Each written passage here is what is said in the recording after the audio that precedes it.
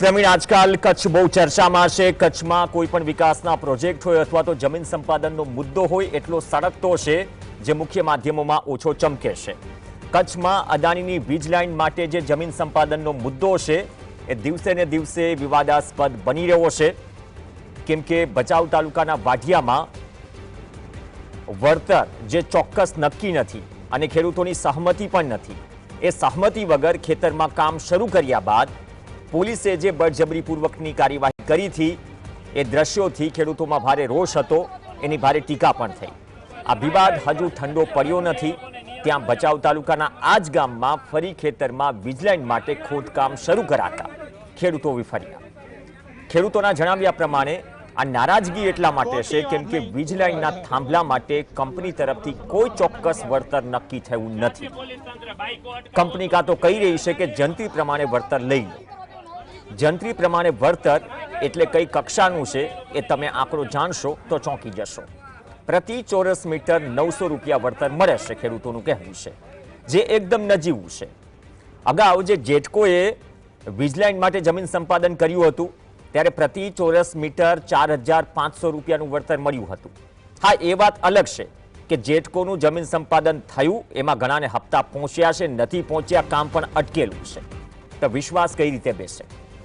ઉપરથી ખેડૂતોના કહેવા પ્રમાણે કંપનીએ જમીન સંપાદન માટે દરેક ગામમાં એજન્ટો રાખ્યા છે અને વ્યક્તિગત રીતે જ ખેડૂતો સાથે વળતરની વાત કરી રહ્યા છે, એટલે કે જાહેરમાં વાત કરવા તૈયાર નથી।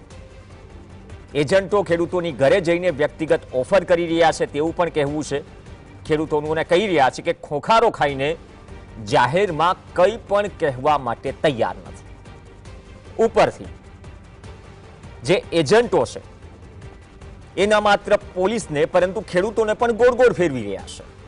પોલીસ બંદોબસ્ત સાથે કામ કરવા જાય તો એક તરફ મંજૂરી નથી કેમ કે સ્પષ્ટતા નથી, તો એજન્ટો રફુચક્કર થઈ જાય એવું ત્યાંના સ્થાનિકોનું કહેવું છે।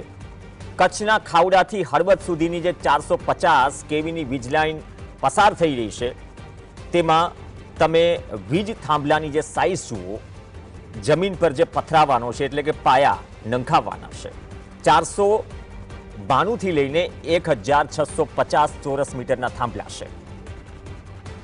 ખેડૂતો એવો પણ આક્ષેપ કરી રહ્યા છે કે ગામના અન્ય ખેડૂતો ઘટના સ્થળ પર જાય કેમ કે મામલો ઉગ્ર બનવાનો, તો પોલીસ આડકતરી રીતે ધમકાવી રહી છે। હવે દિવસે ને દિવસે આ પ્રશ્ન વધારે પેચીદો બની રહ્યો છે।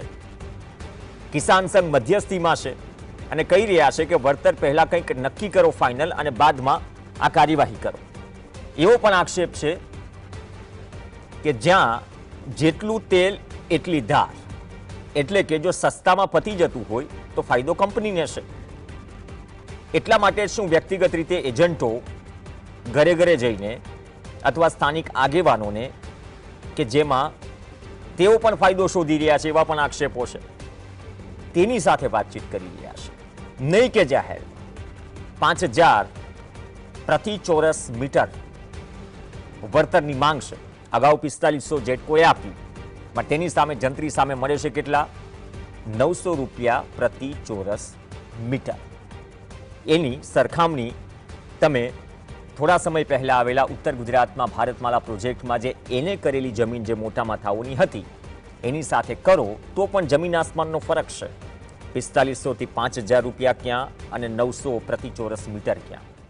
પહેલા જોઈએ કે આજે કેમ ખેડૂતો વિફર્યા જ્યારે પોલીસ બંદોબસ્ત સાથે આ કામ પરવાનગી વગર શરૂ થયું। હું ખેડૂત છું, હા મારી જમીન છે। પેલા તમે મને પ્રૂફ આપો સાહેબ, તમે મારા ખેતરમાં ઉભા છો, હું તમારા ખેતરે નથી ઉભો।